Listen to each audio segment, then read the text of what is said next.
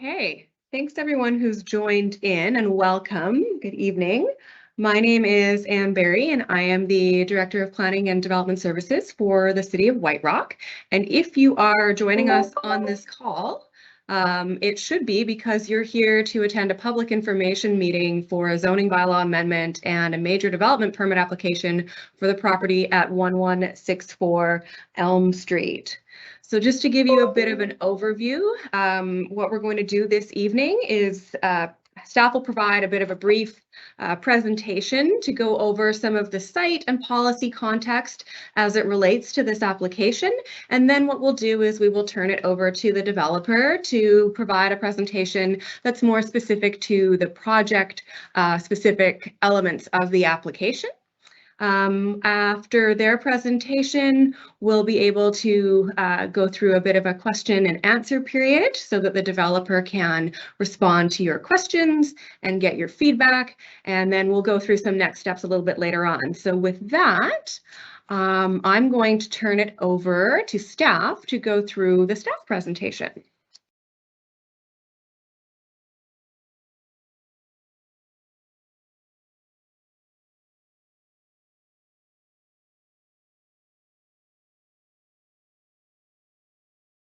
Thanks, Anne. Good evening, everyone, and welcome to tonight's public information meeting. My name is Neetu Sham, and I'm one of the planners with the City of White Rock.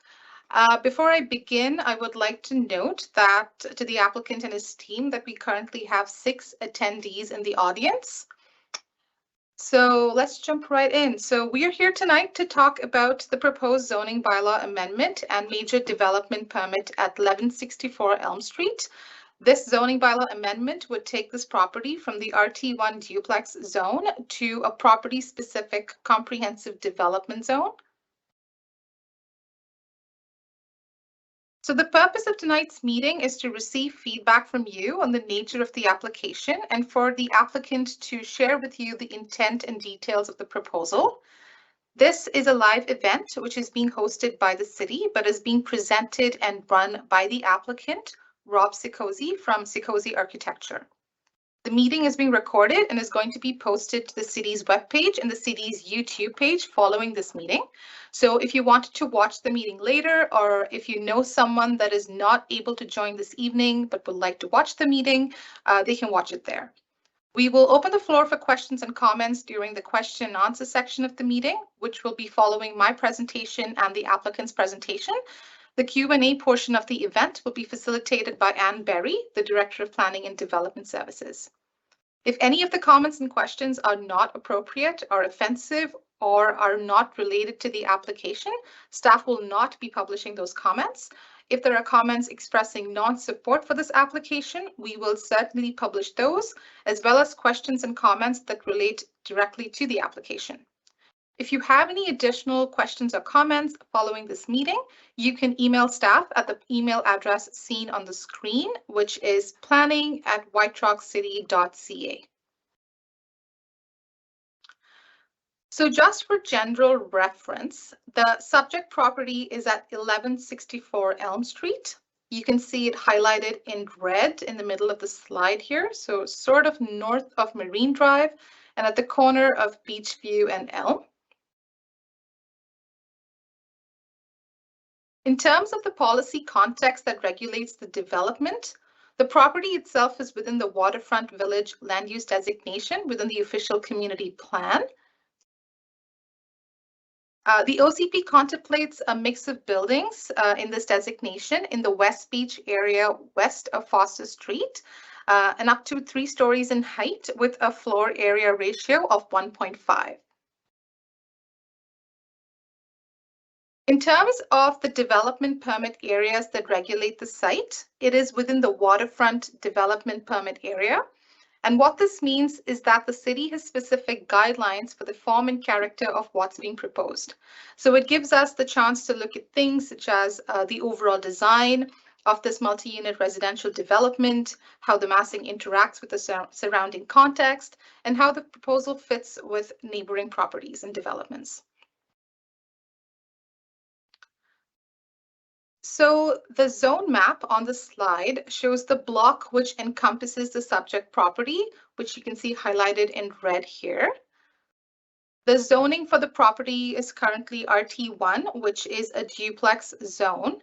You can see that a majority of the lands in this area are zoned for duplexes. And so what is being proposed is a bit of a transition from duplexes to a slightly higher density style of development, like the Montecito to the east and the townhouse development immediately west of the subject property across Elm Street. So the application itself is proposing to amend the existing RT1 2-unit duplex residential zone, which is the zone that applies to this lot, to create a comprehensive development, a CD zone, which would be specific to this property. The proposed CD zone is based on the RM2 medium density multi-unit residential zone standards, and will allow for the construction of a 3-story multi-unit residential building with 12 dwelling units. This would comprise of 7 townhouse units fronting onto Beachview Avenue and 5 apartment units facing the municipal laneway on the basement level. A total of 23 parking spaces are proposed. That is 14 spaces for the townhouse. So we have 20 for the residents, 2 for visitors, 1 accessible parking space, and 1 off-street loading space. But the City of White Rock's zoning bylaw requires 24 spaces. So the applicant is seeking relief from the 1 off-street loading space requirement. They've also provided 14 bicycle spaces. The building is being proposed as a 3-story building to have a maximum height of 10.92 meters, whereas the existing RT1 zone sets the maximum height at 7.7 meters. As I mentioned earlier, the OCP contemplates height up to maximum of 3 stories, so approximately up to 10 meters. So with that brief introduction, I will turn it over to the applicant to provide an in-depth review and presentation on their proposal.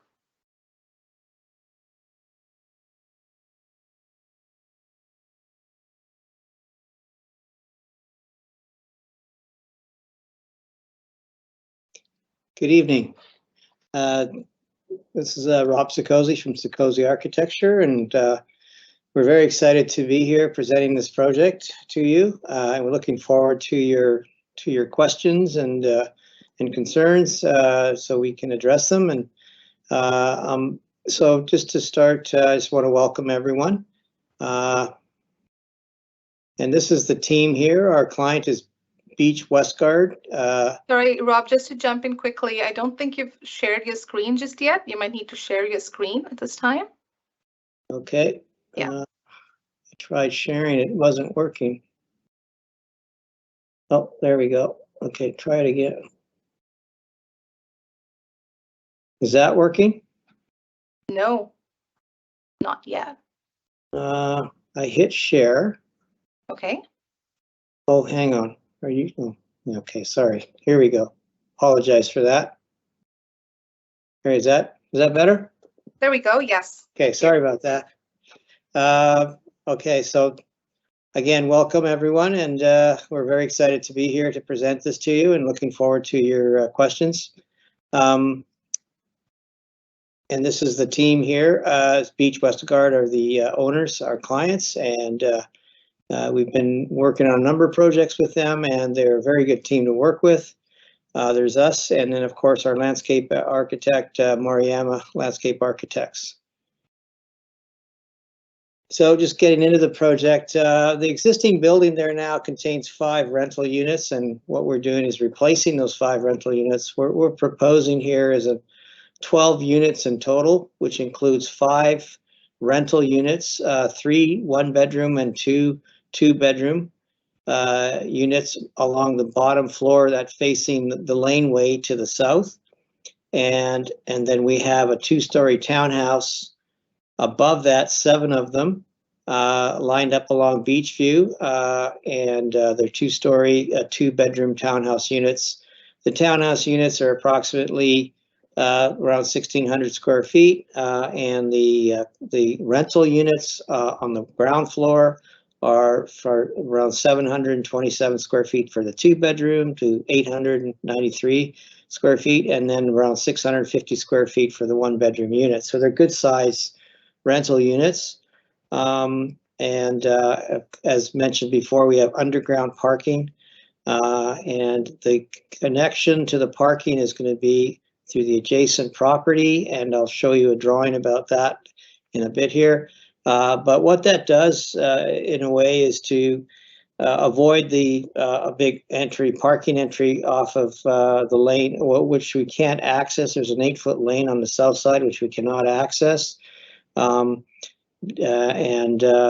so it's there won't be a big opening garage into the on the Beachview side. So the entrance to the garage is all hidden, which is nice from a context perspective.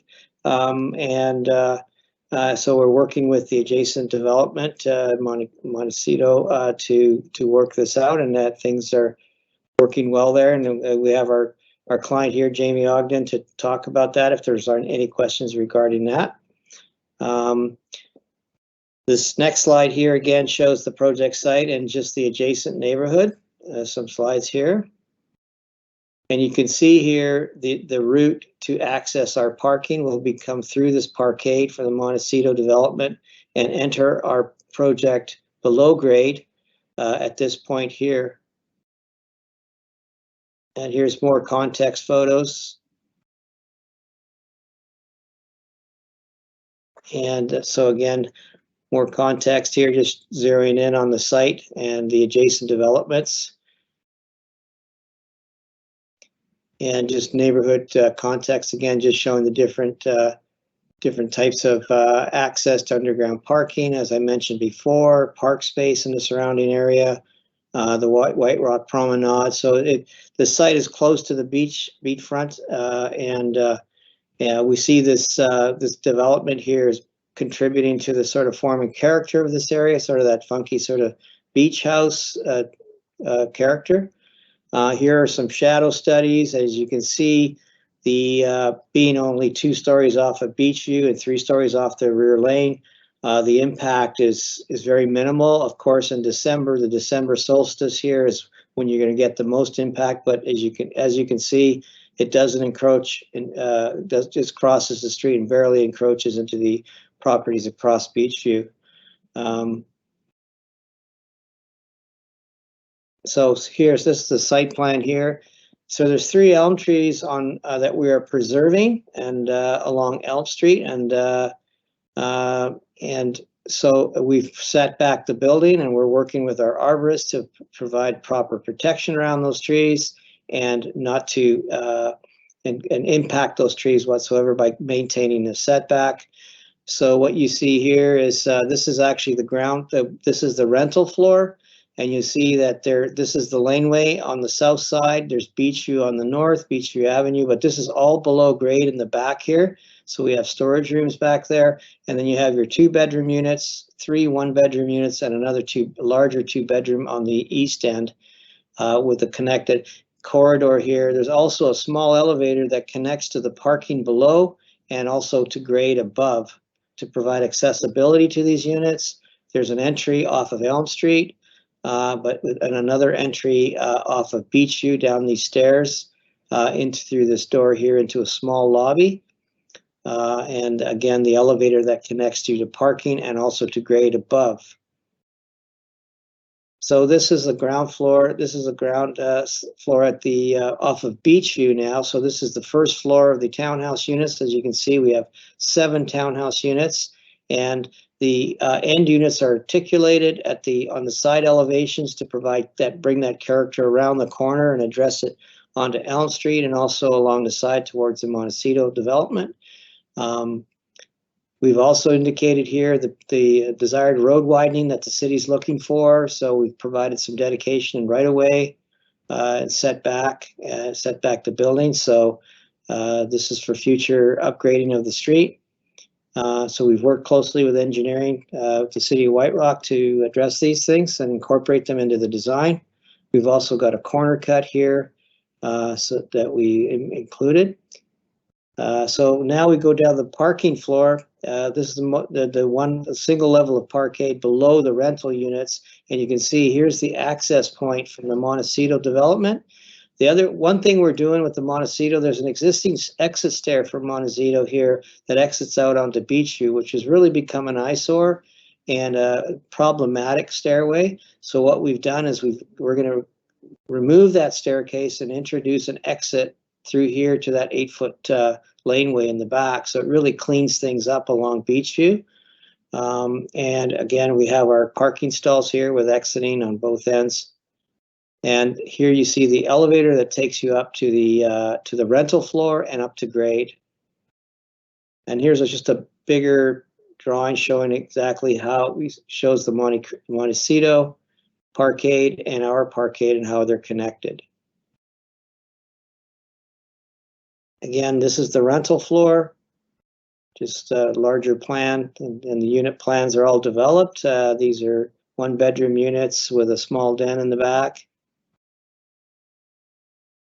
And then we get to the first floor. So the first floor of your 2-bedroom townhomes are the bedroom floor. So you come in here at the entry off of Beachview, and you have a small bedroom here. The master bedroom is with a small balcony out to the view towards the ocean, and all the comforts of a nice sort of ensuite and a large walk-in closet. And then that takes you up to the main floor, the main living floor. And again, you have your kitchen, dining, and living room out to the view with another balcony there. And then you get up to your roof deck. There's a small access stair that takes you up to a roof deck, again, to provide the views out to the ocean. That's the roof plan.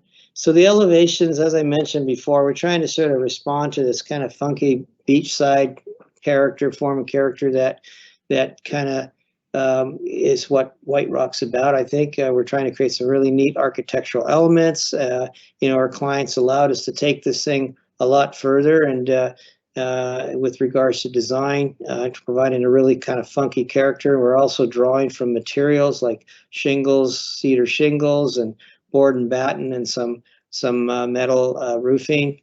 But as you can see, the front elevation off of Beachview is 2 stories with a character element, sort of a roof element. That's just a high volume inside the 2nd story.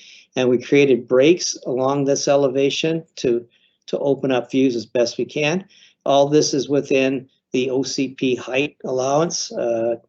And you can see here these end elevations have been developed to really carry that character around the corner. This is the east elevation, and here's the rear elevation here, the south, with all the balconies and the roof deck looking out to the ocean. And these are your rental units along the bottom here that connect to the laneway. And again, this is the Elm Street elevation here. There's a section through the site. You can see the 2-story townhouse here with an access stair up to a roof deck, and then this is the townhomes. The condos, the rentals, and then the parkade below grade. So the back side of the rental is well below grade. So we expose 2 stories off of beach, and then 3 stories off of the laneway to the south. This is just a cross section. And so now we're getting into some view analysis here. This is a streetscape showing how we fit into the neighborhood as far as, we're really bringing a nice character to the neighborhood. We're trying to create this funky beach house, as I mentioned before. The Montecito project has a flat roof. We're trying to create some nice architectural features here, and again, open up the view. As you can see, this image is taken at grade. I know across the street, all the homes there are elevated, so you'll maintain views over here. And we show the elm trees. These are existing elm trees that in the summertime, this is what they kind of look like. They're in complete bloom, and then of course this townhouse development to the west. This is just closing in closer on it. This is our material board. I mentioned materials like the cedar shingles, the metal roof, corrugated metal roof, and also some interesting accents with using sort of cedar wood along here to create this strong vertical kind of screen effect. And then we have a simple board and batten. So, and then these sort of framed wrapped in metal around here. So this is sort of beach view elevation. Here's our landscape plan, very simple, nice sort of gates leading to each unit. So there's a nice connection to the street. There's going to be a new sidewalk along there. We're going to be cleaning this all up with a curb, working with the city, but creating little yards in front of here, so and bring some landscaping out to the street. And then in the back, these are patios off of the rental units in the back. So they all have very nice patios, very livable units. And again, access connections to the laneway through these little gateways. So there's good connectivity to the adjacent street and lane. We contain our garbage and recycling area in the corner here, which is close to Elm Street. And it's all enclosed, and you'll see that in images to come. So now this is our our perspective model that we prepared. You can start to really see how this all comes together in 3D with the front yards here and the little connected gates connecting to each doorway, and the sort of the funky roof that we're proposing here with breaks openings through the roof. And this is kind of closing in here. And you can see the corrugated metal roof and how the materials all come together and really sort of bring out the character we're trying to achieve here. This is kind of a street view of the project. You can see, so it's a two-story. The second story here has a sort of a vaulted ceiling in the dining room, and these are just the access stairs up to the roof deck. Getting a bit closer. And just sort of looking back up a little bit higher. And here's kind of like the views you'd get from the elevated views from the houses across the street, looking over the roof, and also in between here, you can see the elm trees in full bloom.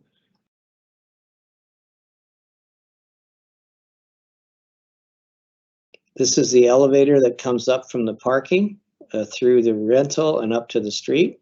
There's also another entrance. You come down these stairs to get down to the rental units. So, but this provides accessibility and also convenience if you have groceries and things like that coming up to the grade, and also entering your townhouse units or stopping at the rental floor to connect to your rental units. And you can start to see how these elements, we have these little window boxes to bring some character to the street. And just some different perspectives. You can see how these end elevations have been developed. Looking down the street.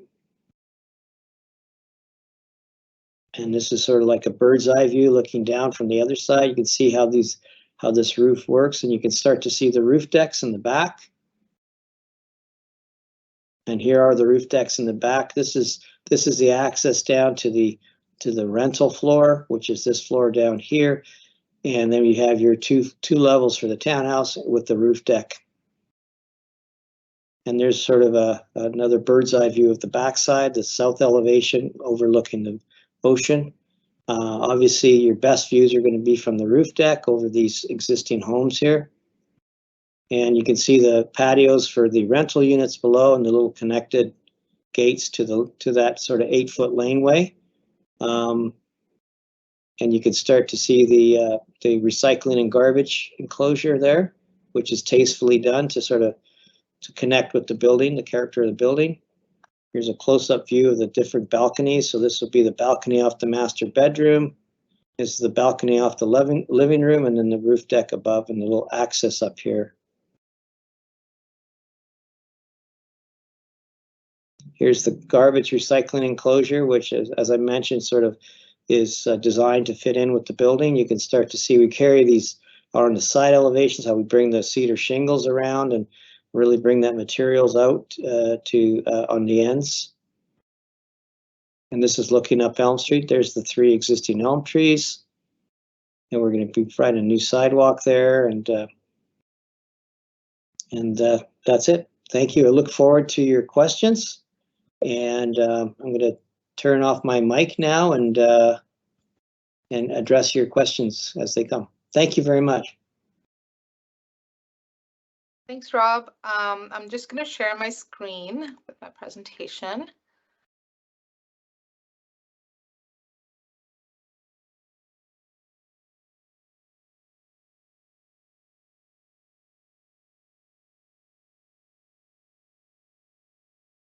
So that concludes the presentation portion of the event. I will now open the floor to questions and comments at this time. Hopefully everyone joining us can see at the top right-hand corner of their screen a little caption bubble with a question mark on it. If you just hover over it, it would say Q&A. So if you were to click on that, we are happy to entertain questions and comments at this time. I would just like to note that we also have an online digital feedback form. So if you wanted to provide feedback on the application, please feel free to complete one of those forms. You can find the link to that form within tonight's event details. So if you were to go to whiterockcity.ca/calendar and look at the April 21st event date, you can find tonight's event details. And within that is the digital feedback form. If you have any additional questions or comments, you can send an email to the email address seen on the screen, and staff will try to respond to them with support from the applicant. We will be keeping track of all comments and questions through Microsoft Teams tonight, and we will provide the applicant with a transcript of the comments and questions received. The applicant will then have to submit a public information meeting summary addressing all questions and concerns, which we received tonight and through the digital feedback forms, which will form part of a future report to council as well. So with that, I would like to acknowledge that we have 8 attendees in the audience, and I will turn it over to Anne Berry, the Director of Planning and Development Services, to facilitate the Q&A section of this event. Thank you very much. So we do have a couple of questions coming in. So I'll read out the first one, which is the current rendering shows a 4-story structure from the lane side. This is clearly in conflict with the OCP. So the first comment that I will make is that we are still reviewing the application with the applicant, and we are at early stages and have not yet presented any bylaws to council. But what I'd like to do is perhaps have the applicant speak to how they have speak a little bit more, because you did go over this in the presentation, the stories, but maybe you would go through that slide again and speak a little bit further to how the site and how the buildings have been proposed. Okay, thank you. I'll just share the screen again.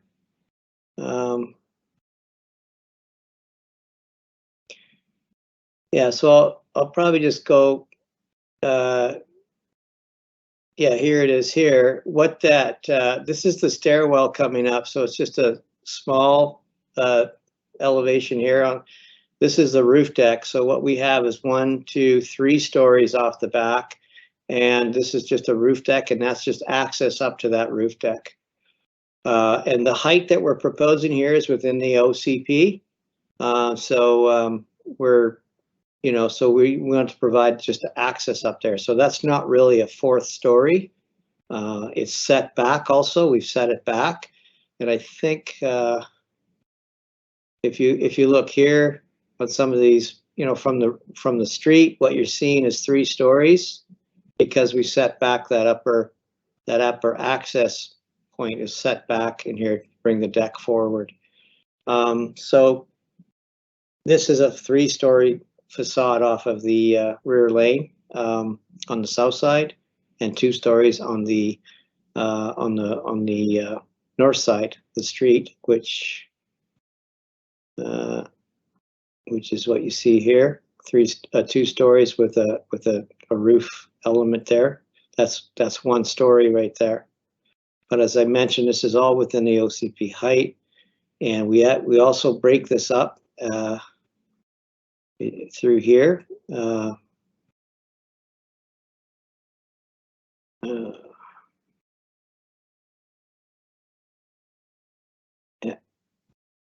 Yeah, through here. You can see these openings through here. So it does provide you little frame views out through there, depending where you're standing across the street. But as I mentioned, the homes across the street are quite elevated off of Beachview. So technically, this is a kind of view you're maintaining here. And you can start to see some of the buildings down below too. So based on our context model, that's fairly accurate.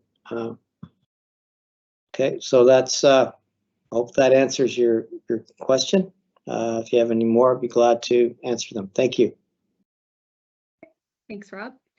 So the next question is, has a shadow study been completed? And the short answer is yes. It was presented as part of the presentation just now, but again, perhaps, Rob, if you would be willing to go back and share that slide for the individual who might not have been present when you got to that slide in the presentation. Sure. Let me sort of scroll down to that one.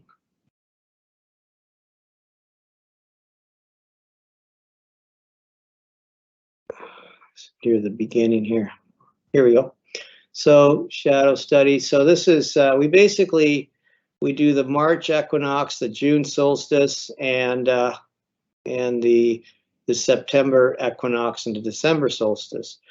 As we all well know, the December solstice is when the sun is at its lowest angle. So on a sunny day, you can see the shadows here that are created at different times of day. This is at 10 in the morning. The sun does come up a bit higher by 12 p.m. and then at 2 p.m. here you can start to see also the shadows. But you could see here along Beachview, the shadows do in December when we have a sunny day. The shadows will be encroaching into the properties, but not to the structures across the street, which are also elevated. So to some degree, this is kind of the shadows won't even probably make it there because it's vertical through there or sloped through there. So, but anyways, this is the shadow studies here. As you can see here in September, the impact is minimal, and of course, in the summertime, in June, you can see the shadows when the sun is quite high. The shadows are very minimal, and a bit more in March again in the springtime. Thank you. Great, thank you. So the next question we have is, will the developer request an amendment of the OCP? And so I think that isn't specific, that question, to any particular issue. I believe it might be tied to the question about the stories, although I don't know for certain.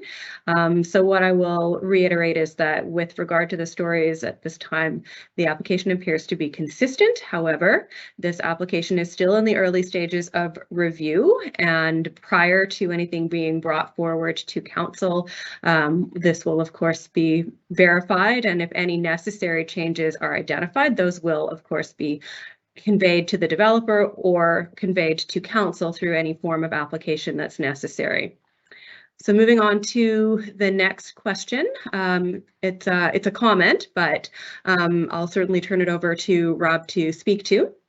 I am concerned about the number of parking spaces. We have a severe parking shortage on Beachview and Elm. Okay, thank you. Let me see if I can get to the parking. I'll just go to the stats first. So our parking here is, for some reason this is, okay, here we go. So we're providing, for the townhouses, we're providing 2 spaces per townhouse, so a total of 14 spaces. For the rental apartments, we require 1.5. So we're providing 8 spaces for that and 1 accessible stall. And then that includes 3 charging spaces for electric cars. We're providing what's required for parking. I think there was I think we're short 1 stall, but that was for an outside parking space. As far as I'm concerned, we comply with what's required for the units, for the rental, and so there's 23 spaces, and that's what we're providing. Oops. And here's go to the parking level here.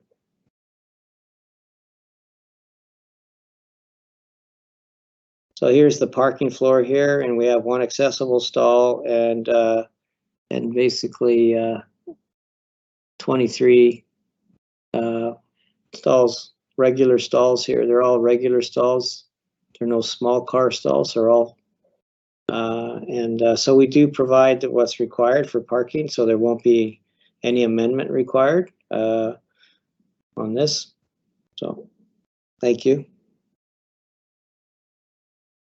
Thanks, Rob. I'll speak to that a little bit further in the sense that there is a variance that is necessary for the loading space, but the residential parking minimum requirements under the zoning bylaw are being met. And of course, the variance will form part of the evaluation and the information presented to council when staff reports back to council with this application. So it will be up to council to make that decision as well. So the next question, it's not a question, actually. Again, we have a comment, and it is again related to height. With respect to height, the building is much taller than the development across the street on Elm Street still. While this new iteration, it is described as 2 stories, the roof deck level is really a 3rd story from beach view. So the comment is that this individual would like to see this height reduced. So the next comment we have is shadow study for the immediate neighborhood is very much required. Again, this has been provided in the package, and we've provided an overview of that in the presentation, and again, just now with the application or with the response to the earlier comment. So the next comment is at the Land Use and Planning Committee meeting of November 22nd, 2021, the developer promised to reduce the structure to 3 stories on the lane side. And I believe that that has been addressed by Rob as far as how the height has been determined for the building already. Is there anything that you wanted to add with respect to that particular comment, Rob?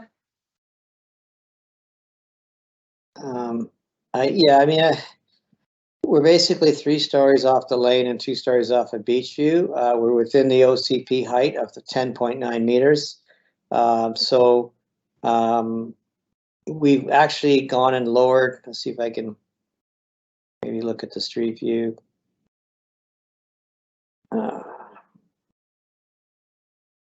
Yeah, we've, the previous comment about the development to the west, that's lower. The reason why it's lower because the grade does come down and they're sunken down there. So, but if you were to take that massing, it's very similar to ours, that height there. But yeah, we are providing 2 stories. We're, as far as we're concerned, we have 2 stories off of Beachview, and we have this kind of roof element which we're allowed to do, and we've provided openings through there. I think it's, so it's 2 stories, and even by code, it's 2 stories. And when you go to the back laneway, just kind of.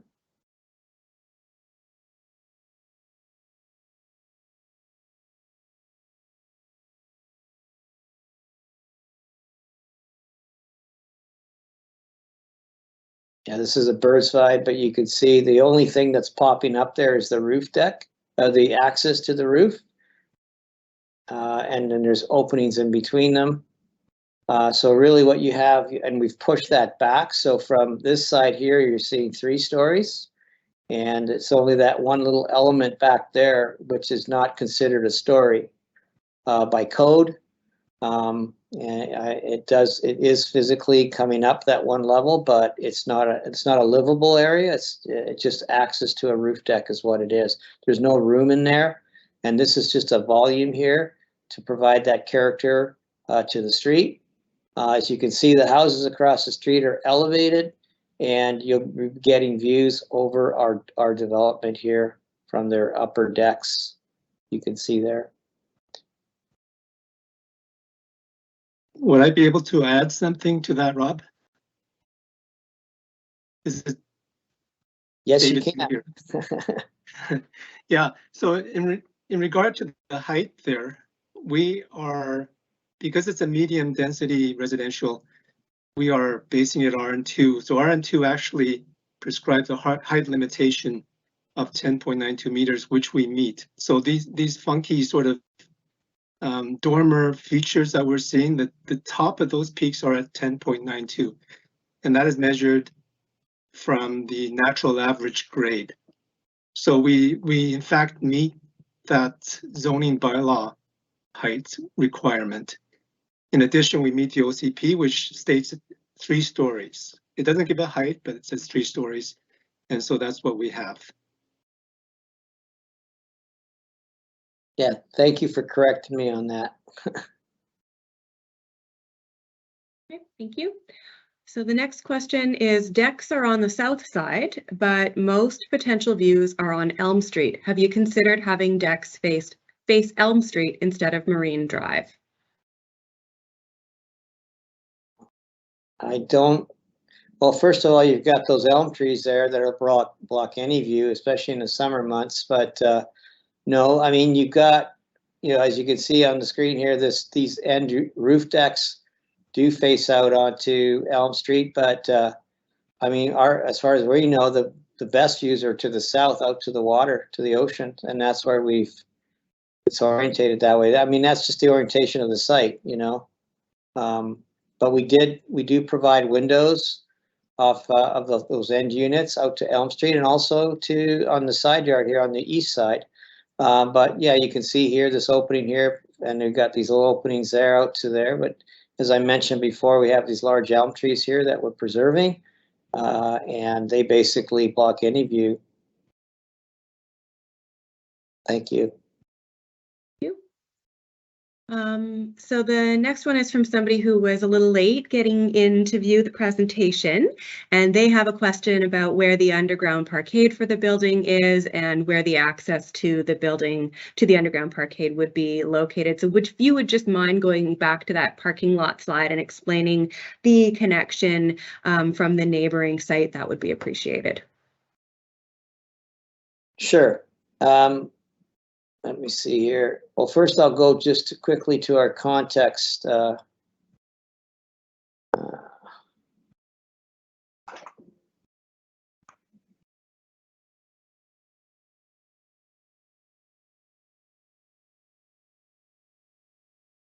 here it is here.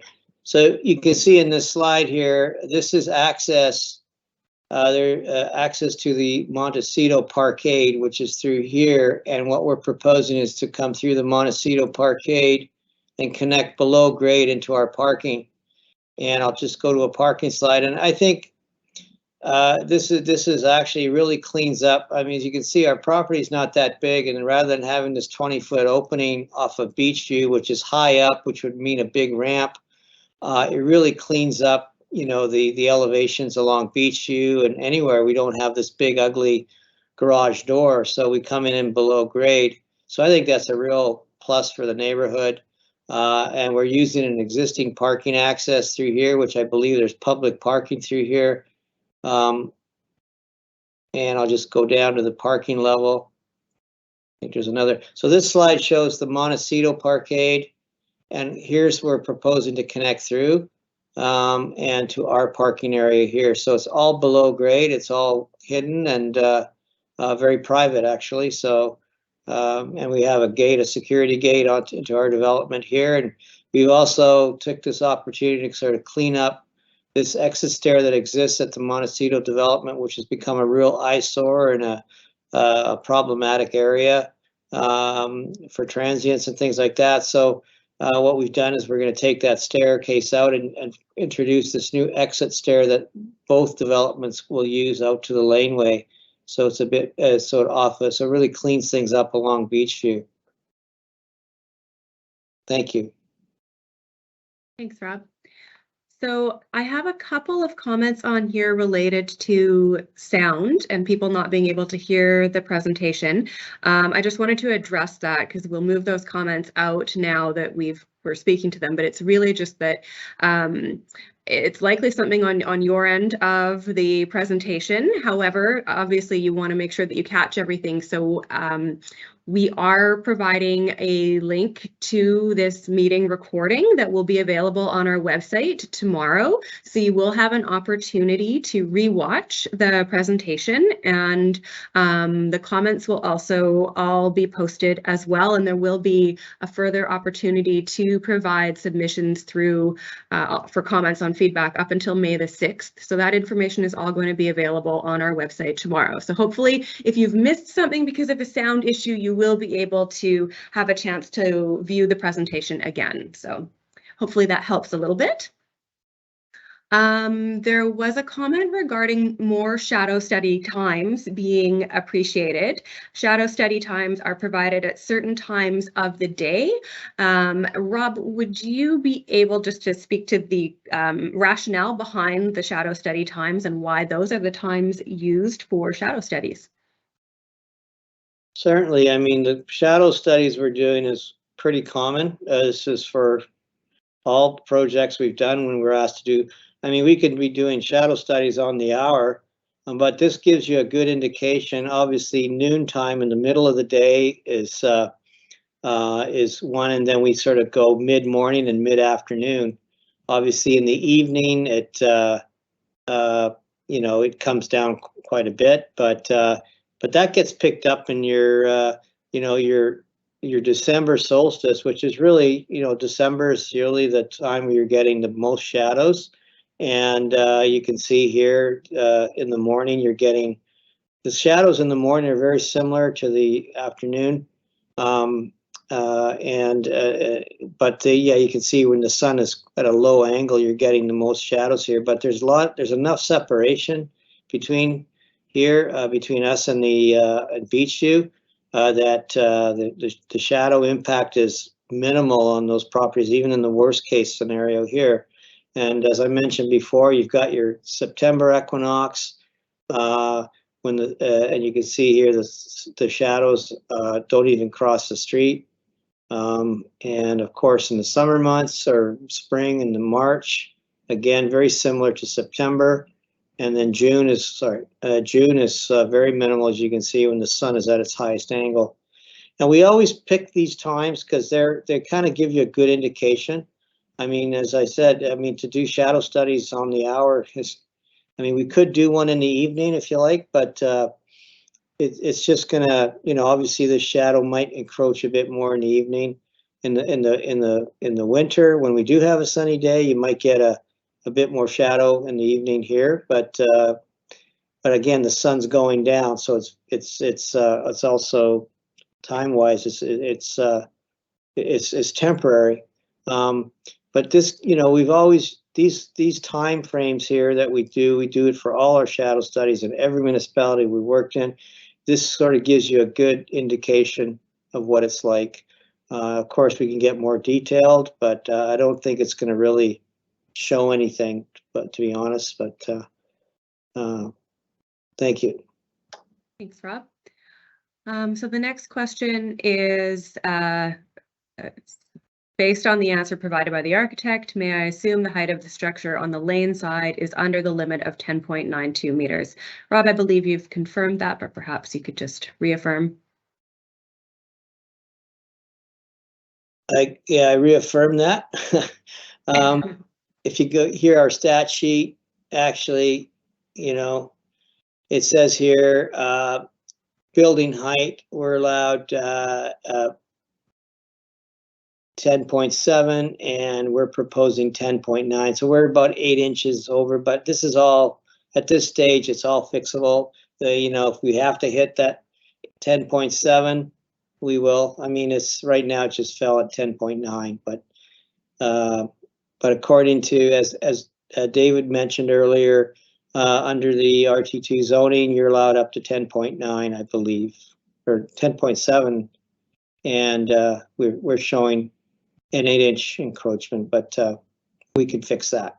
So, and I'll follow up on that with the comment that I made earlier, being that this is still early in the application review process, and that these comments are an opportunity for the developer to get some feedback and takeaways on the application, and that these items before the bylaws are prepared and brought forward to council, these are the pieces that we will be double, triple checking in order to present to council. So Yeah, the I next, might, oh, sure, go sorry, I ahead. might just want to add that in regard to that last question, yes, the lane side will be substantially less than 10.92.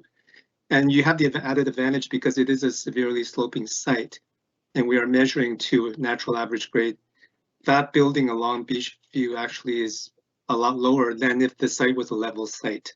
Because if it was a level site, you'd be measuring from Beachview up 10.92 meters. So that's where the advantage to the neighborhood is. It results in a lower building. Thank you. The next one is really a comment for a takeaway. The decks will be very close to the existing heritage style houses. There will be more privacy and distance between units for everybody if decks face Beachview. The next one is, what is the developer proposing to do to improve the community space? Can telephone poles on Elm and Beachview be buried, for example? First thing I will do is just speak to that being something that we would have to discuss with engineering as to whether or not that could be accommodated. I don't know if any of those such discussions have actually occurred. And I'm suspecting that not at this time. So that's a comment that we can certainly take away. The next question is, where is the parkade entrance? And I think because we are short on time with respect to the meeting, this has been addressed twice so far during the presentation and also during the question and answer period. So I would recommend that the individual who's asked that question just take a look at the presentation tomorrow, but the site will be accessed through the Montecito development, which is located to the east of the subject property. The next one is a request for the applicant to comment on the comment regarding reducing the height of the roof deck. I don't know if you have anything that you want to add there, Rob, but I'll give you an opportunity to do that if you'd like. The comment was reducing the height of the roof deck? Yes. Okay. I mean, the only thing that's popping above the roof deck is the access stair that comes up. You can see here, this part here, but you can see that's the roof deck up there, and that's these openings in between through here. So the only thing that's above the roof deck is this small element here. But as I mentioned before, this is all within that 10.7 or 10.9 meter height from the average grade, as David mentioned. But yeah, so the only impact you're getting above that roof deck are these access stairs, which are minimal, you know, and it's kind of providing a nice character element here. You know, I don't think it's really, it's creating some sort of little frame views out to the view. You know, views, there's, you know, like I think you're still going to get views. I mean, obviously the elm trees are blocking views here, but either way, it's blocking a small part of your view here potentially, but depends where you're standing from. But as I mentioned, I know the decks of the upper floors of the houses across the street are up higher, and they'll be clearing that, even that height there. As David mentioned, this is from average grade to 10.9, so actually we're quite a bit less off of Beachview. Yeah, so I think, you know, so the roof deck is you know, basically your flat roof, and then we just have these little staircases that pop up here with a door out to the roof deck. And we've brought these elements down. This is this little character element on the Beachview side that comes up and creates a nice high volume in that space here. But it's all within that height limit that we were talking about. Hope that answers your questions. If it doesn't, please say so. I'll be glad to add. Rob, maybe I can answer that a little bit as well. Just wanted to thank everybody for coming tonight and giving their feedback. It's Jamie Ogden here. I'm with Beach Westgard. I think he's referring to when we went to council back in November, and there was some talk about having a flat roof and removing the third floor and having a flat roof. So I understand that removing the third floor at the time was getting rid of any loft space in that roof section that we see from beach view, and the stairwell is never considered an additional story. So we could have had a flat roof building with just that stairwell coming up. We don't like the design of a flat roof building with just the stairwell coming up, so we removed the loft space, kept the stairwell, and now we're complying with the OCP. So that's where we're at. Thank you for that. The next is a comment. The neighborhood has some of the oldest heritage buildings in White Rock. The current proposal would seriously degrade the character of the neighborhood. So that's a takeaway comment. The next comment says developer, not the architect, please. I'm not certain what that is specific to, so we'll go on to the next comment, which is what compensation is the developer providing the city for the increased FAR? They don't believe that they're, I'm not sure how I can answer that question because I'm not quite certain what you're looking for. With respect to zoning applications, there are community amenity contribution components. We might certainly speak to those when we bring the report forward to council, but I believe that the FAR is consistent with the designation and what it allows. Is there anything that you would add to that, Neetu? Can I just brought up the stat sheet here. So the allowed under the OCP is a 1.5 FAR and we're proposing 1.48. So there you go. Thank you. Yep. And we have a density bonus. We have a policy for density bonus and amenity contributions. So staff will definitely take a look in more depth when we do a technical review of the application, which is the next stage after this meeting. Once we receive feedback and we work on those. So yes, so we will look into it at that time. Thank you. So the next is a question regarding the designation of the lower suites as rental and upper as townhouses. How will this be managed? What will prevent a rental unit from being owner occupied? Would you like to speak to that one first, Rob?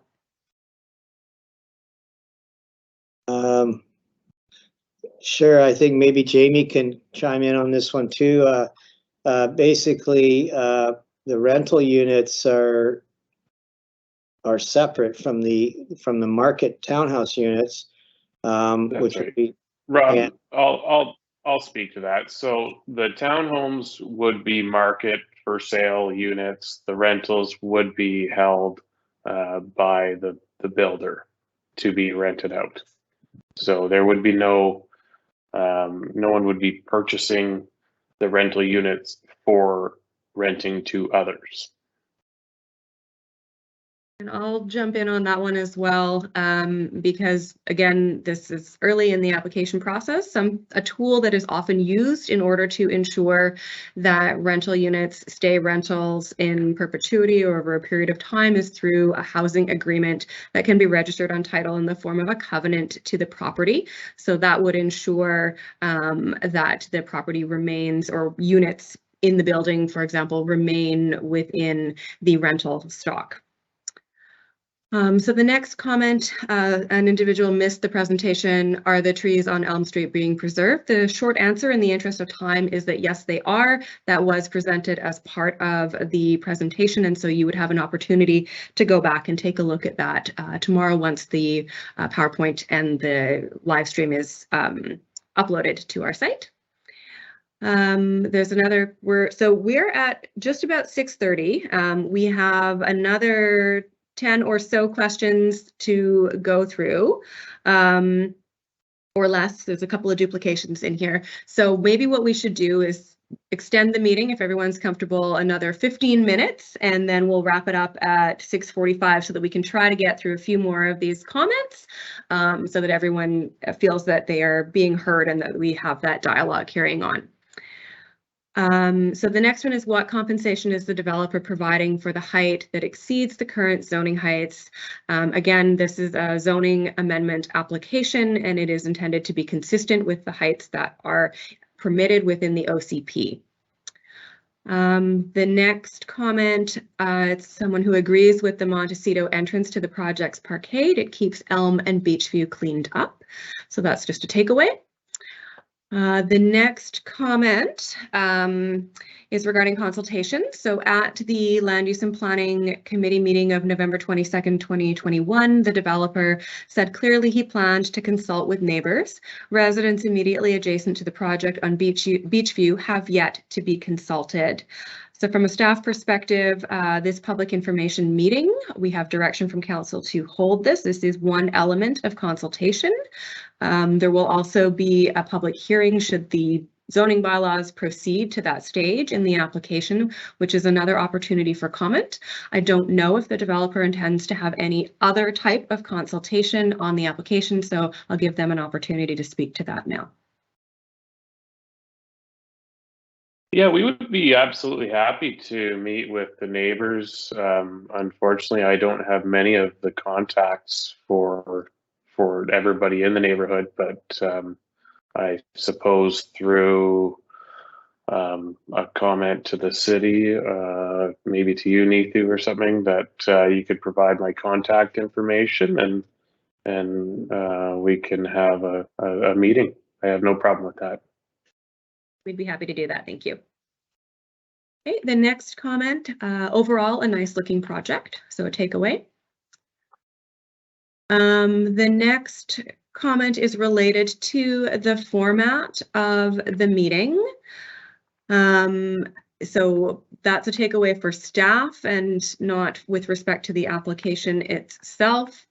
So perhaps what we can do is connect with this individual. If they could send staff an email, that would be great. We can follow up. It's related to, I believe this meeting should have been done on Zoom where more people can access. So if that was your comment, if you could please send an email into the planning email. Neethu, would you say what that is? Sure, it's planning@whiterockcity.ca. Thank you. If you'll send that in, we'd be happy to address your comment directly that way. The next comment is further to the rental allocation question. It seems that ARBR. I'm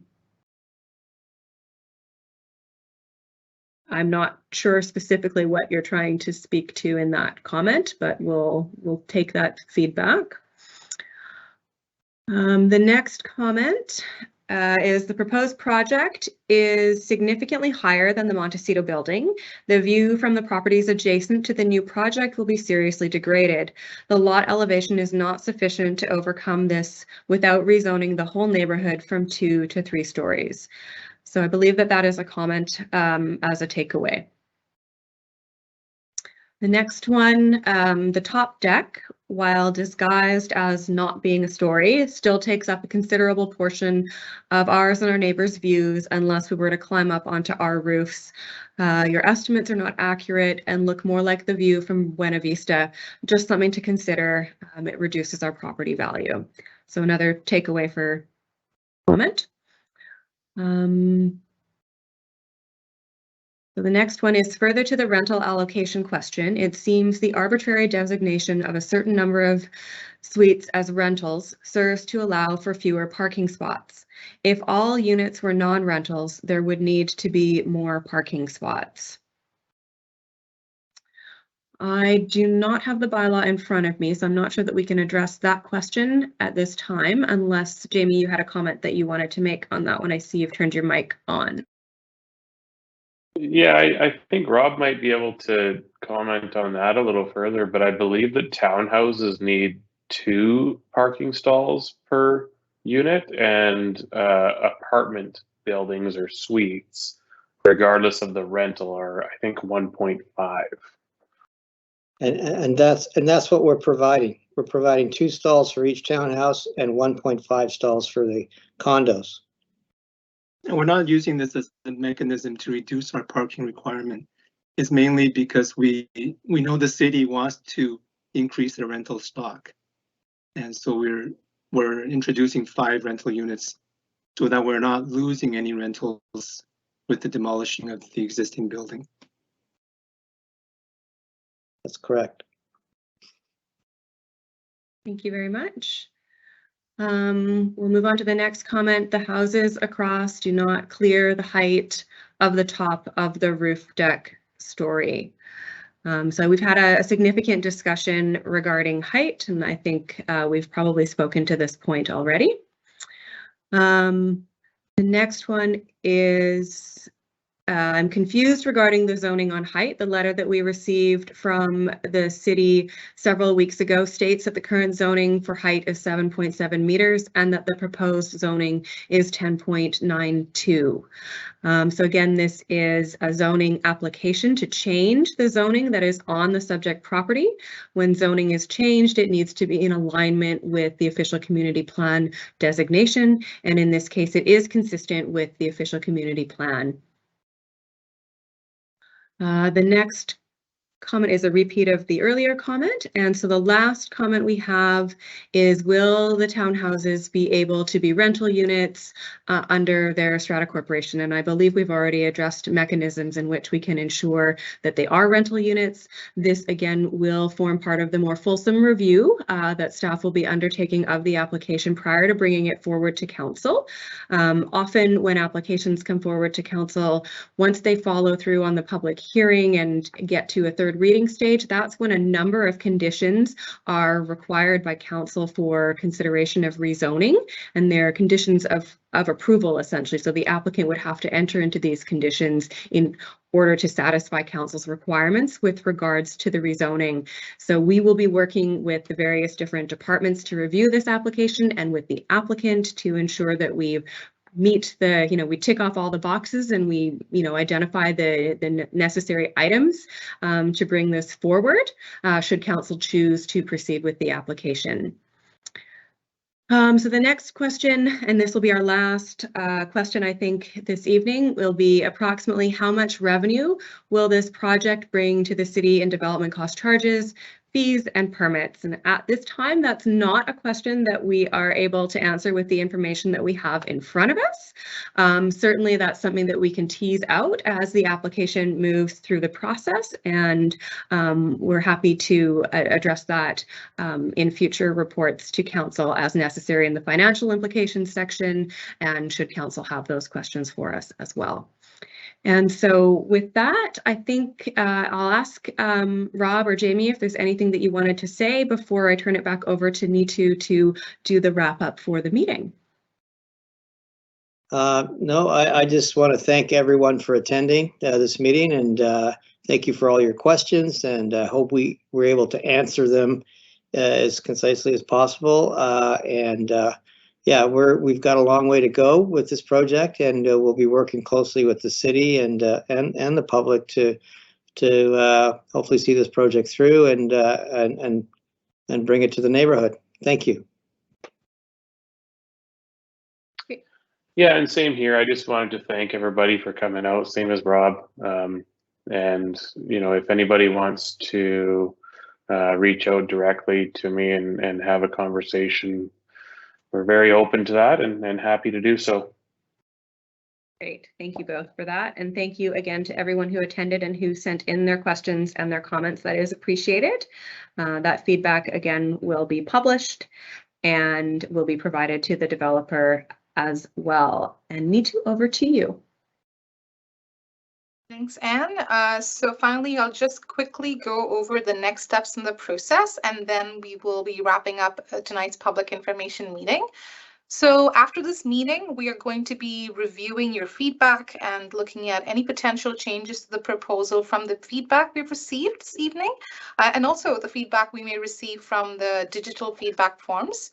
After we work with the applicant to address these concerns and all other technical issues, we will then take the application to the advisory design panel. This is a panel made of architects, landscape architects, and engineers, and they provide feedback on the design. This happens before the application proceeds to council. So once the ADP has given support for the application to proceed forward, we will prepare a zoning bylaw amendment for first and second reading and the draft major development permit. And this will be presented for consideration to the Land Use and Planning Committee, which is a committee of all members of council. So if the zoning bylaw amendment is supported by the Land Use and Planning Committee and Council, we will look to schedule a public hearing. So the public hearing is going to be your opportunity to provide formal public feedback on this application directly to Council. After the public hearing, if Council decides to consider the application and move it forward, staff will bring it back to Council for third reading of the bylaw. So following third reading of the bylaw, there would be several conditions that would need to be satisfied, and we will work with the applicant to resolve those conditions. And finally, after third reading of the bylaw, we would finalize the bylaw for final reading. And once the rezoning is in place, we will look at issuing the major development permit.